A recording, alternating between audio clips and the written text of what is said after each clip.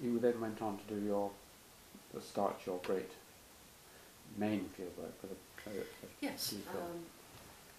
As you will know from what I've said before, my interests were really in East Africa rather than the Arabic-speaking world of the northern Sudan. Research in southern Sudan was out of the question because of the civil war going on at that time. So I began to realize how very much more interesting the northern Sudan was. It was not uniformly Arabic-speaking, the same and so on, but was full of all kinds of linguistic and cultural diversity and intermixture and comings and goings. And I thought at first I might go to the Nuba Hills, but Ian Cunnison, who's the head of the department, discouraged me for various reasons, partly because we were expecting a new colleague who was coming to the university specifically to work in the Nuba Hills. That was Jim Farris. So I decided I'd make a preliminary trip to the Blue Nile, the southern part of the Blue Nile, which I had read a little bit about, and I had one or two contacts down there. And following this preliminary trip, I decided to put all my eggs in that basket and try to do some exploratory, basic ethnographic exploration down there over the next few years while I was in the university. I had a 5-year contract, and I then used vacations plus periods of research leave to go down and continue my work. Now, I decided to focus on a particular language group, Uduk, partly because they had missionaries, and as a result there were language materials, there were primers for children to learn their own language, to read and write their own language, and there were stories and there were scriptures in the Uduk language. So I was able to hire a young person, the Shadrach Pego Dunya, to help me pick up the language. In fact, we used the tape recorder to manufacture kind of linguaphone courses in Uduk, which I was able to work on my own. He then later managed to get himself readmitted into a school, not in the south where he had been, but in Khartoum. And we would meet back in Khartoum over 2 or 3 years. We would meet at weekends to work on the translation of things and interviews and so on. So when I left the Sudan in '69 and came back to Oxford, it was then that I wrote up my DPhil. Tell me a little more about the field work. I mean, what was the theme of what you were studying? What was the question? Or had you not yet found out what the question was? The question was forming itself, I think, in my mind even while I was in Khartoum University teaching, because I think that experience gave me, as I think it has given other people too, if you live and work in a country, especially if you're teaching there in some capacity, you get to know the place from in a more rounded way than if you simply arrive straight into some rural conservative society and study it. So I was already looking for and aware of links between the remoter peripheral areas and the centre and the history of the country, and the complications of living in an insecure zone close to the edge of a war, as it even was at that time. The missionaries, the Uduk had recently been deported before I started my work, because they were blamed for the war in the south, for supporting it. One could not have done a kind of closed ethnographic study in a bubble of the Uduk and their culture and their ways of life. One could not have done that. One, arriving in such a marginal place, you are aware of different languages, of disturbed history. And it was very soon after I started this work, and even before I really went to the field, I knew that I would have to take a much more historical line than many colleagues were taking at that time. And indeed, once I the very first thing that I wrote up and published was a comparison between what informants told me about the disturbed conditions of the late 19th century, the end of the Turkish Ottoman occupation, and before and during the Mahdist period, before the Anglo-Egyptians came back in 1898 and re-established law and order, as it were.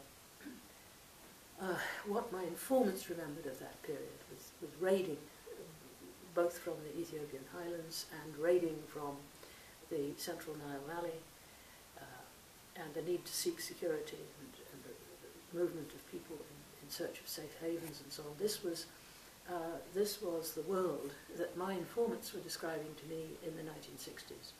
Either, in a few cases, people who remembered those conditions of the late 19th century personally because they'd been kids at the time, or people who remembered these stories from their parents and grandparents of running in the bush and getting lost and leaving people dying under trees and that sort of thing. And I was able to compare those oral accounts with the archives in Khartoum. And one of the advantages of moving between the Blue Nile and Khartoum city on a regular basis was that I could follow things up in the historical archives, insofar as they were available to me. In those days, the archivists would not let foreigners look at any file called slavery. You were not allowed to see the slave files, but otherwise you could pick up an awful lot from other files. And my very first article was comparing the archival with the oral accounts of late 19th century disturbances. And from that point on, I've been very, very conscious of memory and of the internalization of political relations in such a way that, you know, great emotional load comes with the political memories. And the strong sense of independence and privacy of peripheral communities, and the way in which memories of the past affect what happens later. And of course that comes through in my most recent efforts to try and understand the impact of the latest civil war that convulsed this area, i.e. between 1983 and 2005. I mean, I think that my family background has helped me have a sort of conspiratorial sense of understanding peripheral mountain groups. I mean, even in the Lake District, you know, you're sitting there with the mountains. Manchester is the big city far away. Have you been to Manchester? They've got moving staircases in the shops. Oh, really? And you know, my mother's family from Manchester, there we are in the hills. They come to visit us and so on.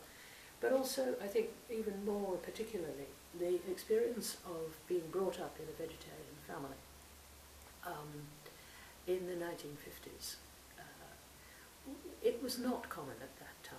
It was really strange when you said, could I have just the vegetables, please, in a restaurant, or even colleges were scarcely used to this idea at that time. The idea of living in a protected sort of community with a special way of life, and people from all over the world coming to stay in our guest house because they were vegetarian. A sense of sharing things on the basis of how you live, what you eat, and your generally kind of rather pacifist sort of outlook on politics and so on. Again, I think as a child I had some sense of what it is like to be part of a Jewish family, a Jewish community, because we had many families coming to stay with us at the guest house who were Jewish. They were not vegetarian, but it was quite a well-known guest house and a lovely part of the country. And many people would come just because it was comfortable to be in a vegetarian place. You didn't have to worry about kosher food. And some of my childhood friends were from these Jewish families. It was in that way that Jonathan Webber and I first met. We knew each other as children and lost touch, but the Webber family used to come regularly to our guest house in Grasmere for their holidays. Therefore, the sense of belonging to a very particular kind of community that is transmitted through the generation, and sort of separating yourself off as a sort of minority, and feeling yourself to be a minority in a larger setting. I had that very much as a child. I sort of understood that feeling, and certainly in Sudan, I wanted to move to a peripheral area, preferably the mountains, because it's all so flat. But I felt a kind of something very sympathetic, and I have tried to follow the fortunes of the good of people since then in my writings. However, at the end of my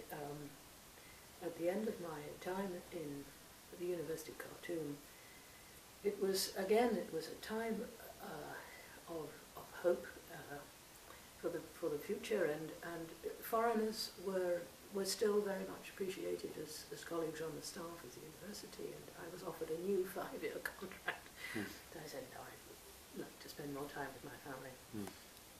And I then came back, finished the thesis at St. Hugh's. You were being supervised by Godfrey, were you, or by EP? No, I was being supervised by EP, but I didn't see very much of him in the context of my thesis. In fact, I think I gave him a few chapters one time and said, EP, I've written about half the thesis. Would you have time to look at it? So he said, yes, sure. About a couple of weeks later, he gave it back to me and he said, oh, that's all very fine. No, that's fine, but it's a bit short, isn't it? But EP, that's only half the thesis. And he did occasionally say, well, I discovered the Uruk, which is kind of true in an article of his in Sudan Medicine Records about the... He wasn't a very sort of nitty-gritty supervisor. No. But I learned more from talking with Godfrey and with all the Sudanese guests, who would pass through Godfrey's house, northern and southern, but especially Dinka, of course.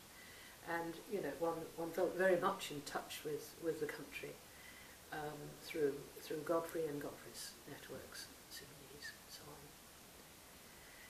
Anyway, I then had the chance to teach briefly for a while in Aarhus in Denmark, where EP had been a very favourite visiting professor, and he was due to go back again in the summer of 71, I think, was it? 71? Was it 70? 70. And there'd been a postal strike, and he'd written a letter to say he hadn't been very well and couldn't come this year. And then eventually somebody rang up, and in those days, international phone calls were very unusual. Somebody rang up the institute and said, look, we haven't heard from EP. Is he coming the day after tomorrow or not? And oh, didn't you get the letter? And so the panic was, who could go instead? Was there someone who could go instead? Well, everyone was busy. John Beattie was teaching and so on. I was just a research fellow at St. Hugh's at that time. Suddenly somebody said, oh, what about Wendy? So I went and had a very nice time teaching in Aarhus for, I don't know, about three months or so. And then one of the reasons that people thought I was suitable was that I'd already been signed up to go and teach in Norway in fact it became 2 terms, it was just 1 term originally, but I was due to go to Bergen, to Frederick Bath's department, to teach there. This was because of the Sudan connection with Frederick Bath's work in his department. I'd met Frederick originally in Khartoum when he came through on his Darfur work for FAO. And because they were short of somebody for a few months, they thought, oh, Wendy could come and keep the Sudanese end of things going in Bergen. So I went to Bergen, and so the Denmark thing seemed to fit in. And it was from Norway that I applied for what became my job back in Oxford, connected with a fellowship at St. Cross. This is because St. Cross had Ken Burridge as a fellow, and Ken had meanwhile gone on to Australia, Vancouver, and the college said to itself, we rather like this field of anthropology, why don't we associate ourselves with this brand new lectureship which Maurice Friedman had got from the Institute, into which I was appointed. So let me just talk just a tiny bit before we get back to your books and ideas. I mean, you've been a lecturer, and then, I don't know if you jumped straight to a professor, but you taught for a very long time in Oxford. Do you enjoy teaching? Did you enjoy teaching? Yes, yes. I mean, not so much the formal lectures, but tutorial work I enjoy, yes. And did you find it fed into your research work at all? Some people find they can try out ideas with students and so on. Oh yes, I think a lot of things that have found their way into my printed work have come partly out of conversations with students and colleagues, but especially students. And I think as the years went by, especially the undergraduate students, the degree of human sciences began in about 1970. 72, I mean, it depends whether you take the first intake at first years, it takes us 3 years to go through, but I taught in that degree from the very beginning. It was designed to be balanced as between the sciences and the social sciences, humanities. I think as the years went by, the weight came down, more on the science side with the rise of genetics and the powerful notions of the new Darwinian thinking and so on. And one found oneself engaged in real discussion and argument with students as a result. And I learned a lot from teaching the human science undergraduates over the decades.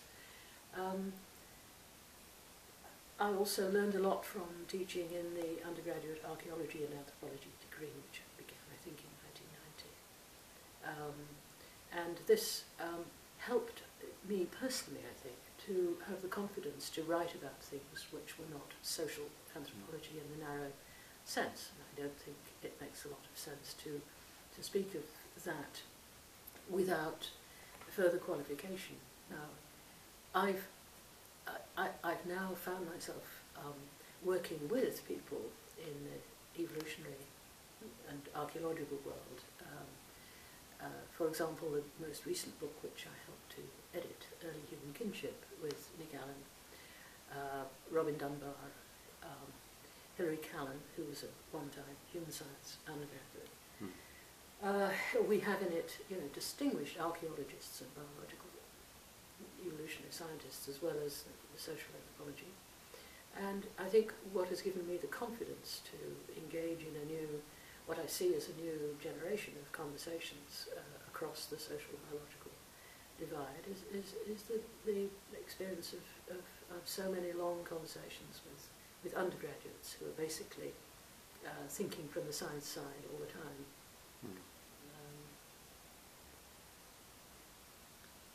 Let me just finally on the sort of practical side, or not really the practical side, I'm very interested in how people think. I mean, creativity is the theme of a lot of these, and that often expresses itself to a certain extent in teaching, but also in writing. One of the reasons I love Edmund Pritchard is that he writes so beautifully, and Godfrey as well. Tell me how you write. I mean, do you enjoy writing, and how do the practical things? Do you go for walks, or do you sit and think, or do you write quickly? Do you write on a typewriter? Anything about your writing? Well, I do like to find a sort of quiet place, and I get criticised by members of my family for occupying too many rooms and spaces in our house. But I like to have a cleanish space to begin, and to read things relevant and make notes or put markers in books and so on. Now the actual writing, I tend to need to go through many different drafts, which is, seductively easy with a computer, much more than it used to be. But early drafts of things that I wrote, I know I went through many, many versions of typing stuff out, literally cutting and sticking with sellotape several times to get the argument in the right order and so on. Nowadays I attack things much more quickly, but I still do it in bits and pieces, and as I say, I think the temptation of the modern computer is to take it for granted that you can put it all together at the last minute. If you write various notes on topics, you can sort of assemble them. I think I've always tended to work by assembling points or quotations and putting them together rather than starting on page one. But I've never felt happy about putting them together until I have a clear sense of what the argument is, because having read so many things by other people, mainly students, which don't hang together well, or drafts of papers which people have shown one, I think I've developed a kind of editorial eye for this ought not to be there, it ought to be somewhere else, and I think that helps one with one's own writing, so that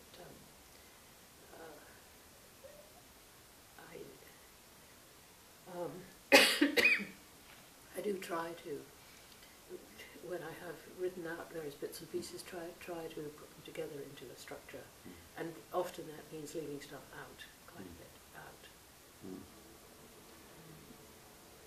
You mentioned reading lots of other people's work which wasn't always well structured. Have you done a lot of PhD supervising? Yes. Do you know how many PhDs you've supervised over the years, roughly? Or I think it's roughly about 32. Yeah, that sounds very precise. Well, I recently sort of looked, but there are 2 or 3 or 4 others that are kind of dribbling along at the moment, yeah. At the moment, people who've lapsed and wanting to come back, or people who've, had to do some revisions and not yet been done and that sort of thing. But it's in the early 30s. Yes. And have you enjoyed doing that? Yes. PhDs. One thing I encourage people to do is to just reflect on what they consider to be the books or articles that they've most enjoyed and feel are the centre of their life's production. Could you select 2 or 3 books? We talked a bit about your textbook, Ceremonial Animal, but which of your books would you like to be remembered for most, and in what way? And if you can sort of, for a more general audience, outline what, 1 or 2 of the main points in them, that would be even better.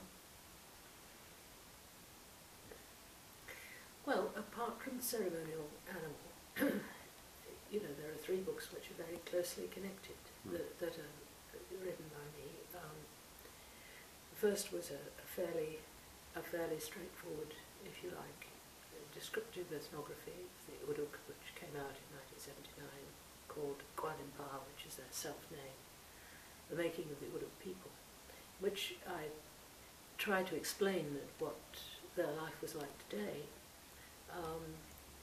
had grown out of this very particular history of having to reassemble themselves after periods of dispersal and loss, and remake their homes in clearing the forest, sort of metaphorically as well as symbolically recreating themselves, bringing in lost people and so on. And that was followed by The Listening Ebony, which I think is the best book that I've written or had a hand in, even, because I really tried there to explore the inner poetry and feeling of stories, songs, and ritual practices, including dancing and the impact of the Christian mission teaching upon them, and the understanding they had of what it meant to be living on the edge of the Islamic world, and to see the ways in which both Christianity and Islam are able to exercise influence and power and spread into their world, and how they have maintained a sort of protective barrier, as it were, around themselves.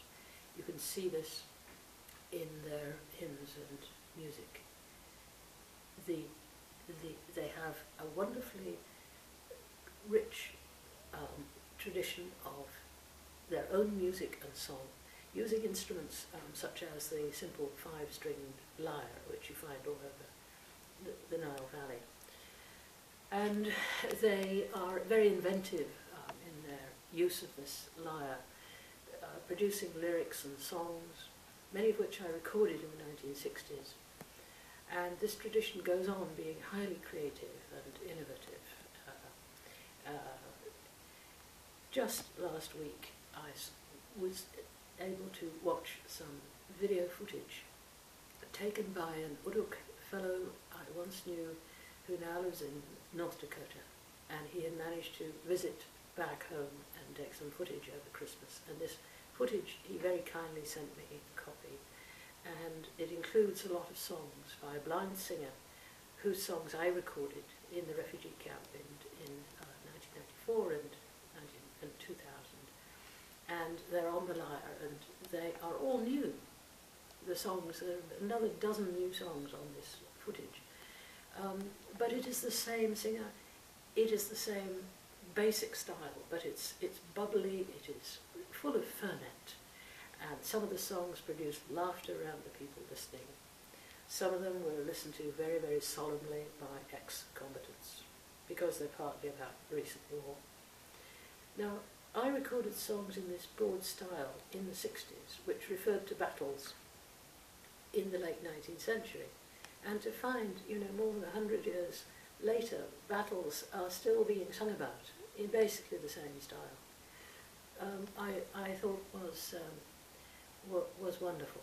And I hope, that in various multimedia ambitions one has, I'll be able to draw in some of these very recent songs being recorded by people themselves, even if they're resettled in Canada or the United States now. Now, the big contrast is with the church music.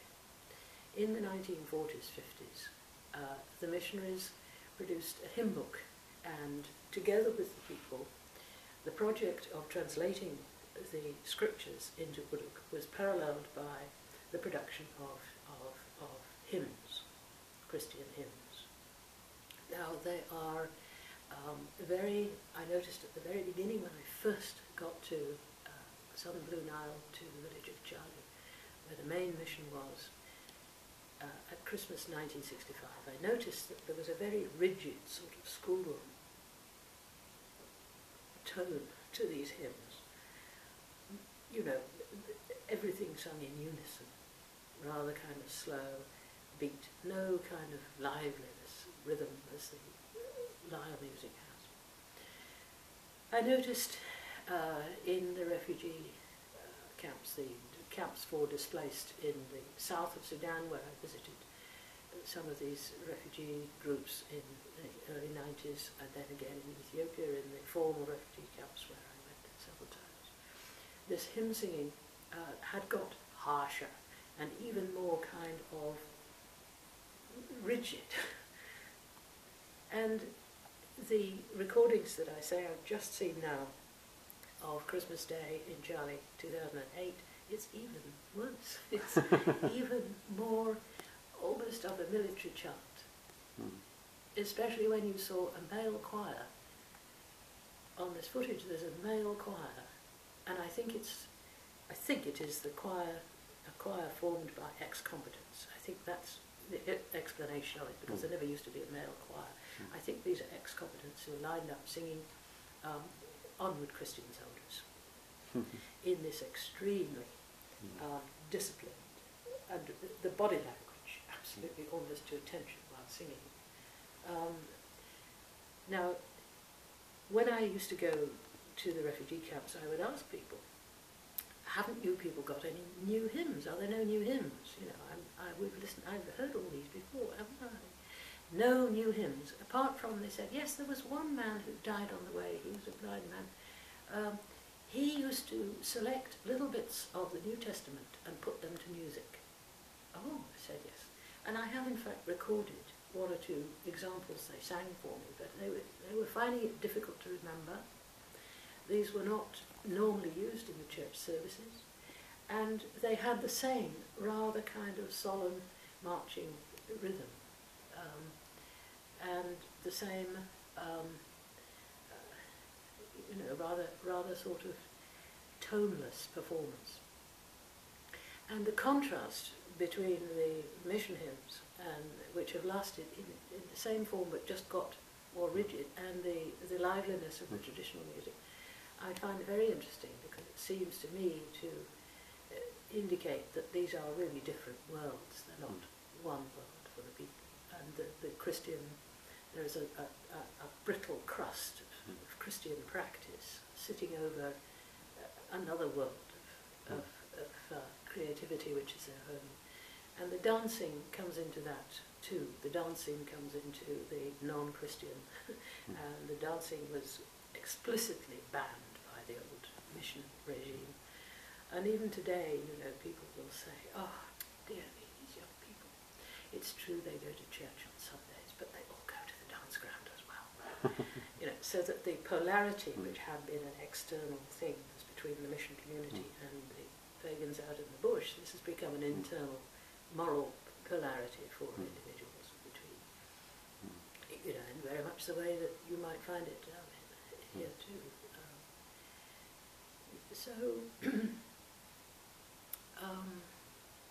How did we get onto that? Well, that was the second book. Oh yes, so in the Listening Ebony, I've tried to do a sort of layered analysis of what belief might be in a community like this, which has a very strong sense of its own internal connections. And then the third book in the trilogy is the recent one of 2007, War and Survival in Sudan's Frontier Lands, Voices from the Blue Nile, which has the website that Judith and I prepared to accompany that book. And in this book I tell the story of what I see is an extraordinary robust capacity for hanging together during the period 1987, when most of the villages were burned,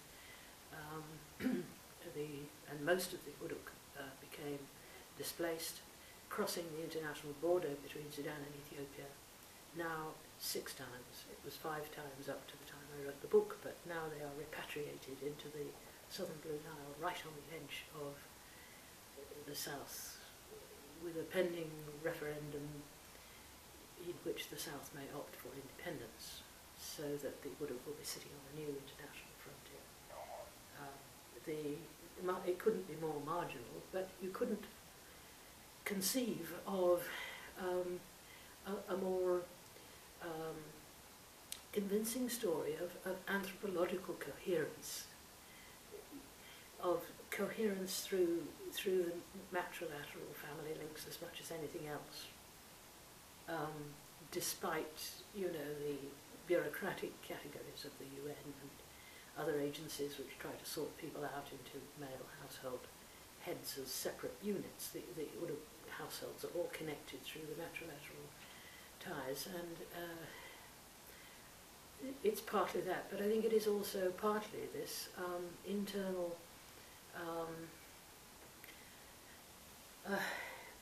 continuing what I have called in the Listening Ebony a cultural archive, an archive not in the sense of actual materials you can pick out, but of the capacity to create new songs in the pattern of songs once heard before, in the pattern of songs once heard neighbouring people sing.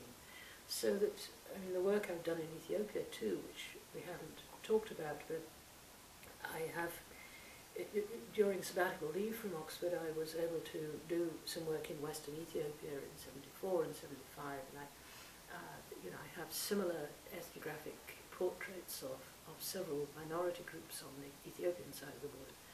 They speak different languages, but they share many musical traditions, and there is a kind of echoing between what one group produces at one time and what another does. There is a lovely instrument played by Uruk girls, when the rainy season has begun and the ground is just a little bit damp, you can make holes that preserve their form in damp earth, and you can play them by beating this. This is called the boobaloo. The instrument is the boobaloo, and after another couple of days it rains and it's gone. Now, I was sitting in Gumuz village in Ethiopia in '75, thinking how to relieve the boredom when I heard going on outside, and I went outside, and there was a girl, a Gumuz girl, playing what seemed to be at first sight the same instrument, but the holes were in a different pattern. It was a square with one in the middle, with 5 holes instead of 6 in a row. The sound was the same-ish. And it's that kind of echoing across. It's as though you had, the Celtic fringe of northwestern Europe, perhaps down and include the Basques or something, but that sort of idea of a peripheral set of linked minorities, however distinct they may seem among themselves, they share more than might be apparent. And that's what I try to evoke in using the notion of the cultural archive in Listening Emily. Okay, people are inventive and creative and so on, but your creativeness must draw upon something. And I wrote about that, as I said, and I tried to follow that through in the latest book by concentrating on the dancing and the songs and the transformation of elements of ritual, even though the whole rituals may have gone. You, there's so many other things. One, this is smaller points in your writing. One book you kindly gave me a copy of, and I wondered how you've been involved. This was Collingwood's Philosophy of Enchantment, and which I loved, and I reread it from time to time. Why were you involved in this, and perhaps more interestingly, why are you interested in enchantment? Right. I was aware of R.G. Collingwood as a person whose writings one should look at, especially the autobiography and the idea of history, from the time I came to the Institute, because EP did talk about Collingwood. It's there on the reading lists. Idea of history is there on the reading lists. And I did read a certain amount of the idea of history, and I think probably the autobiography too, when I was a graduate student in anthropology, because of that. And then in 1977, I married Douglas H. Johnson, who is a historian, who also worked in the Sudan mainly, but we met in Oxford. And as a historian, he was already a fan of Collingwood's, and Collingwood's writings on peripheral areas in the context of the Roman Empire, and his studies of Hadrian's Wall and the relations between military occupying garrisons and the local civilian population, and how the soldiers tend to fall for local girls, and so you have new families and new societies growing up in the civilian settlements near Hadrian's Wall. Well, we saw the same sort of thing going on in the southern Sudan, and we had a whole year based in Juba as a family with our 2 kids, and Douglas and I talked quite a bit about Collingwood at that time. We got back to Oxford to find that there was a conference being held in Pembroke College to mark what? Would it have been the centenary of Collingwood's birth? I think it probably was, yes. Probably. Yes. And we went along. And this was organised by a newly formed Collingwood Society, which we then joined. We didn't give any papers at that first conference, but there was an exhibition of some of the manuscripts, and it was through that I got to know Teresa Smith, the daughter of Collingwood's second marriage, who was a baby when he died in '43. she became a leading figure in the field of applied sociology in Oxford, and still is. So it was really through that conference that one met colleagues who were very actively interested in Collingwood, interdisciplinary colleagues, and they had a number of projects, and David Boucher and Philip Smallwood and I eventually managed to produce an edition of what was known then as the Folktales manuscript. It's a manuscript of Collingwood's that various people had been talking about and quoting from the manuscript. All these manuscripts were deposited by Teresa Smith, who was the literary executor, in the Bodleian in the late 80s, I think, if I'm right, so that they became accessible to the public in the normal way. Previously they had been looked after by her personally. And there was then a sort of further flowering of interest in the Folktales manuscript, because it extends the notion of what archaeology might be to the artifacts of language and the notion of folktales, perhaps having an extraordinarily long lineage and connectedness. So various people had toyed with the idea of editing this manuscript and bringing it out, but the team that in fact were able to get down to work and do it were the three of us, Boucher, Smallwood and myself. Boucher being a philosopher, political philosopher really, Smallwood literary philosopher, and myself as the anthropologist, which clearly, you needed to have an anthropologist on that team. So we enjoyed that very much, and there are further plans for more Collingwood stuff to come out with introductory essays. The press is planning a new edition of the autobiography, for example, and Philip Smallwood and I are supposed to be doing a joint piece to help introduce that. Fascinating. Well, your mention of his manuscripts being deposited reminded me of a question which people often ask me. It might be useful to have the answer on the web. That is, what happened to Evans Pritchard's manuscripts? Well, there is no light at the end of this set of questions. Because Godfrey was his executor, wasn't he? Yes. And Godfrey swears that there is nothing in the way of academic or personal papers that came to him.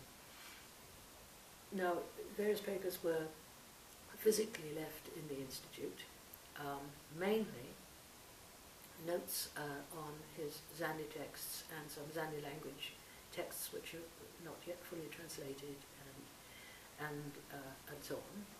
And a colleague, Margie Buckner, who had been a student of Eric de Dompierre in Paris, a linguistic anthropologist who had worked in the Central African Republic. She is one of the very few people one knows outside Africa who speaks Zandi. And Margie came over and went through these papers that were left in the Institute and wrote up some notes on them and sort of, collated the various bits and pieces of translation and so on. Now, there are various stories about other papers of Evans Pritchard's. The sort of standard story is that he had a big bonfire and burnt them all, partly because he was somewhat irritated at an American colleague who came around sort of suggesting he might do a biography of EP.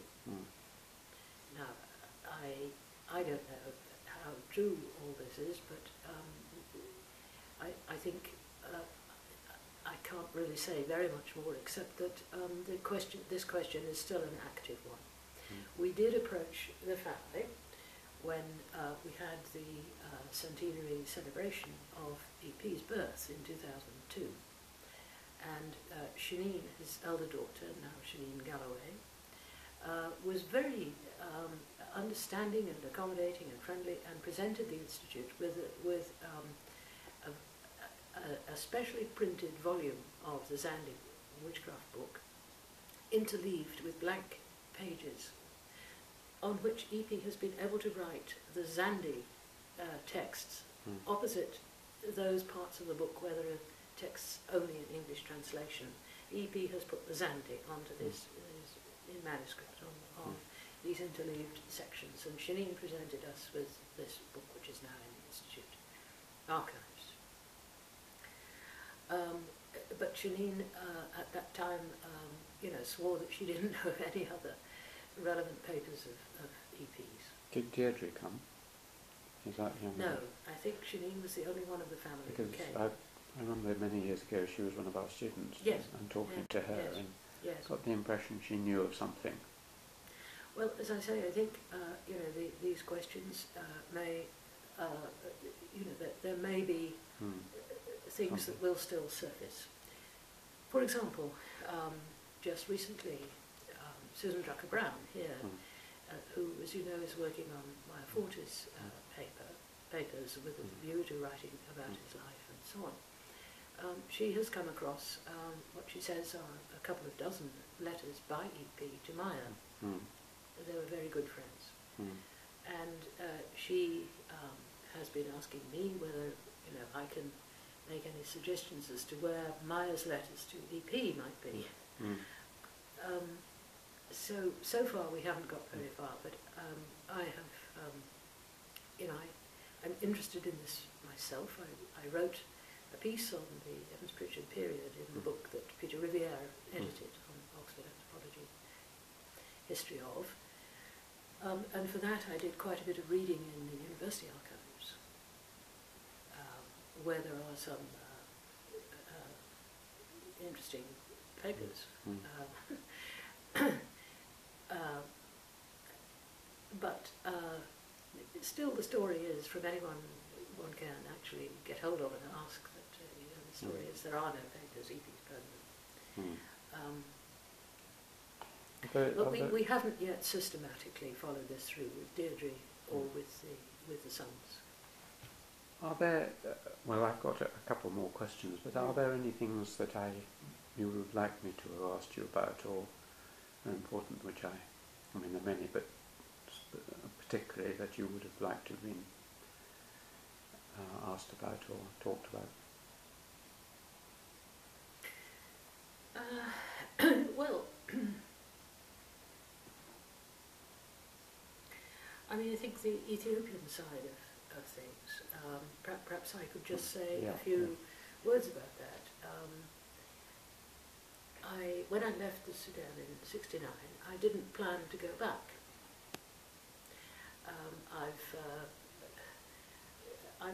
I thought, well, now I can start a new phase of my life, go somewhere quite different to do a fresh piece of research, because many people were doing that at the time. I mean, look at Frederick Barth, various parts of the Middle East, Sudan, New Guinea.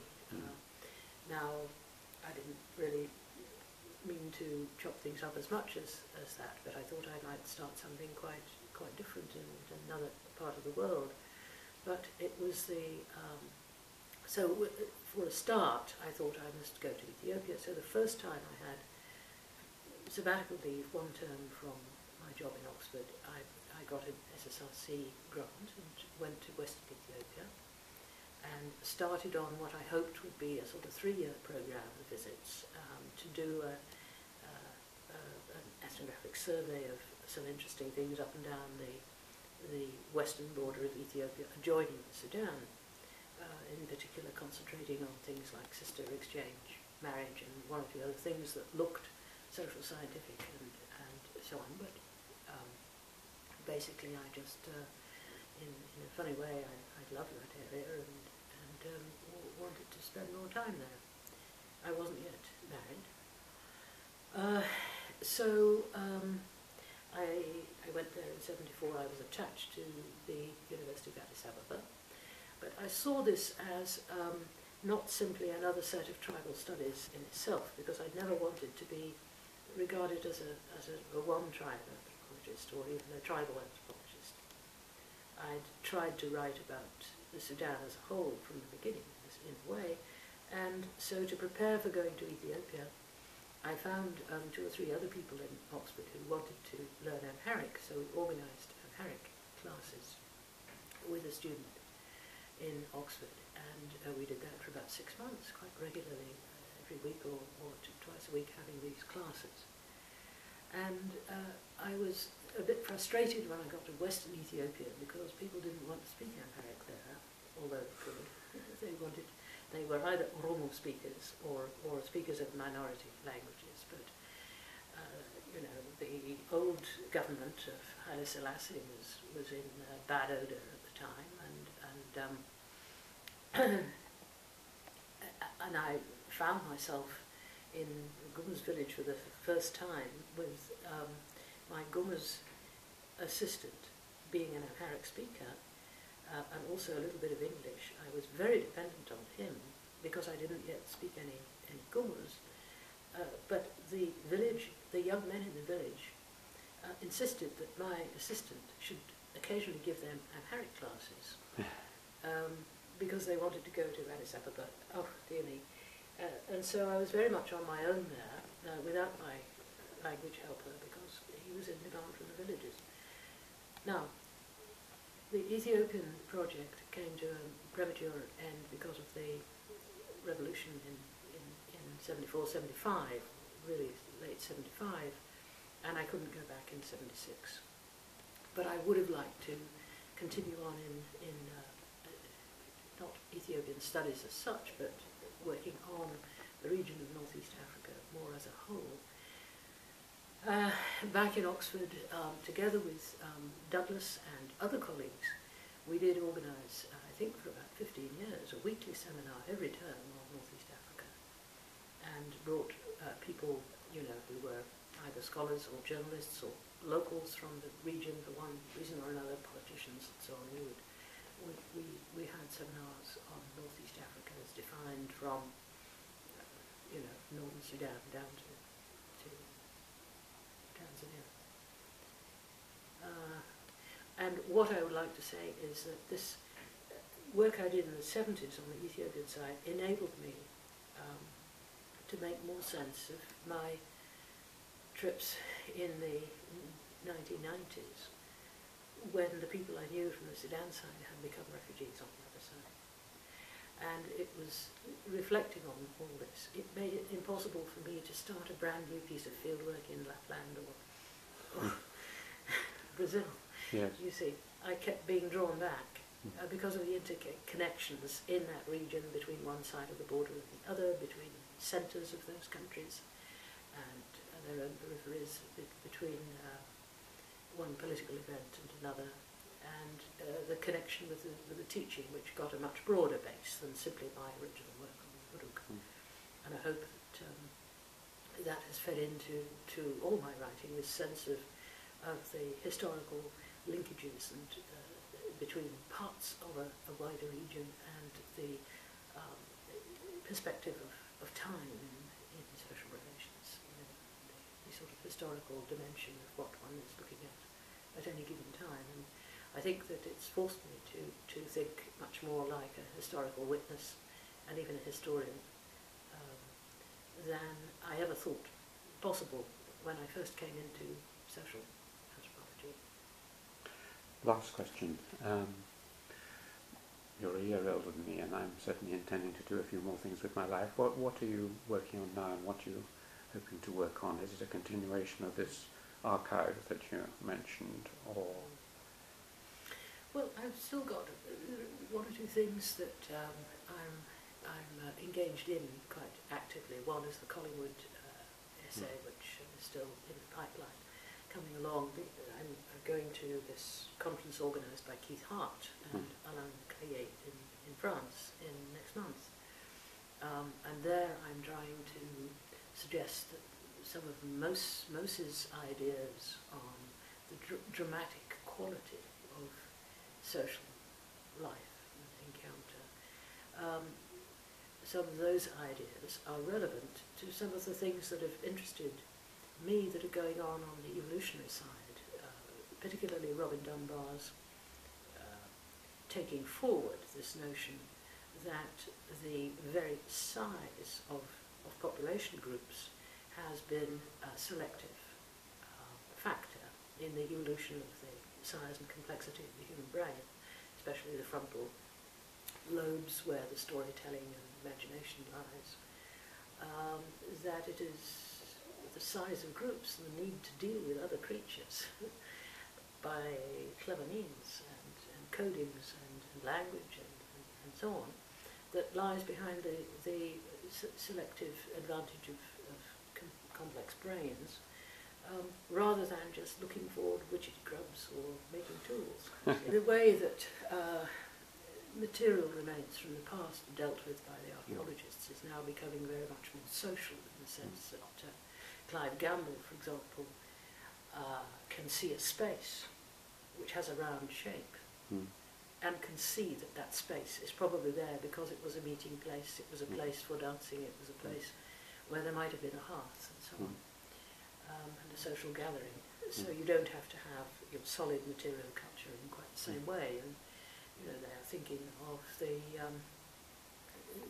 the way in which there can be division of labour and exchange and so on, even in very ancient periods from the material record. And my paper in France is trying to show that Moses' ideas are relevant to all this. But the main thing that I want to achieve in the next couple of years is to sort out my material, not only the textual material from my ethnography, but the visual and audio material. And I was using a tape recorder back in the 60s. I have a large number of audio tapes, many of which I've drawn on in my writing, but not all. And an increasingly large amount of visual material. And there's always the rushes from my film, which I did with Granada, Despairing World, directed by Bruce MacDonald. Nobody quite knows who has the rights over the rushes, but they're quite interesting to me. And would fit, you know, as part of a wider multimedia archive if we can get that integrated, along with new pictures being taken by people themselves in the diaspora when they visit. So that, you know, the notion of a usable and interesting multimedia archive on the lines of, you know, what you have pioneered. I'm hoping to produce something useful along those lines too. Well, this conversation hopefully will go on between us in our collaboration on such matters in the future. Thank you very much indeed, Thank you Wendy. very much, Alan.